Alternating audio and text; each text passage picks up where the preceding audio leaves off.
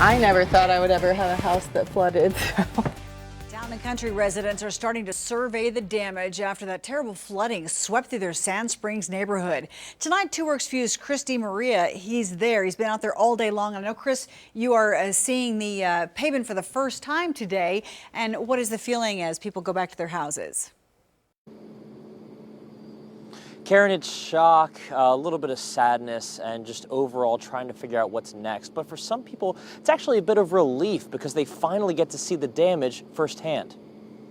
We were able to borrow some kayaks and we kayaked in.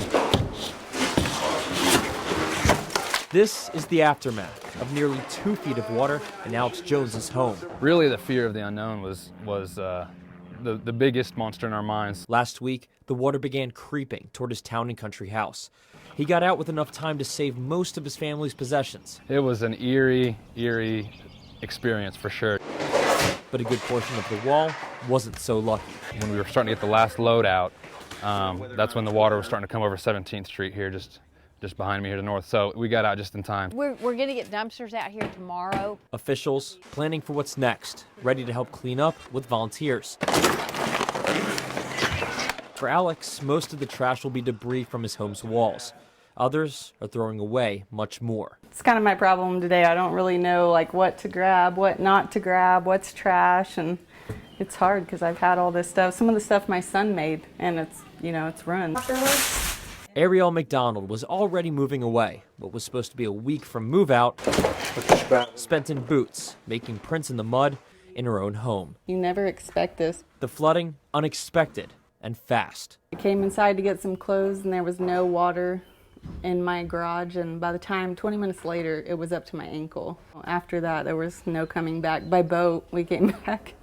We floated in our garage. Officials guess nearly 600 people have been affected by the flooding just in this area, many who had damage all the way to their ceiling. But for everyone affected, a long road ahead awaits. So my wife and I were both teachers, so luckily we've got the summers off right now. So I have a feeling that it'll be an all-summer project to get it back to how it was. Now, volunteers will be out here at 8 o'clock tomorrow morning. And if you want to volunteer, they are looking for more help, but there are requirements. You'll be able to find those on our free 2 Works For You app, as well as our website. Now, if you find yourself a victim of the flooding, photojournalist Marissa Wadalovich actually sat down and shows us exactly the steps you need to take as you clean out your home. You are in a possible flood area. We recommend that you evacuate. I don't even know where to begin. Father, I do pray that you would help us. We need you. Right now is the time you should be getting in there and working to mitigate this damage and begin pulling out things, sorting out, saving what can be saved, disposing of what can't be saved. What this involves is once you get in the home and you've documented everything, you need to start pulling out the things that have been impacted by the water. Pull out all of your carpeting and hose out everything, get all that water and muck out of there. Then you're gonna have to find that water level on your wall, go 2 feet above it and cut. Take out all of that drywall, all of the insulation, everything in the wall.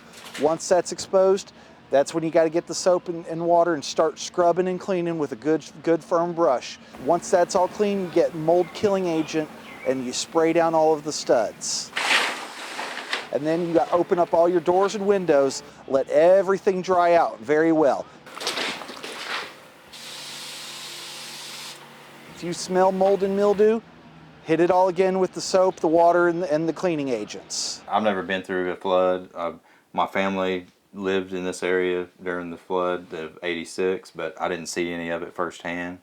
So I didn't really know exactly what to expect. You need to always be aware that the potential for flooding is there and prepare accordingly. That's incredible, isn't it? The chores that they have to do now. Well, by the way, the experts say that the best way to kill mold is not bleach. You have to use a mold killing agent.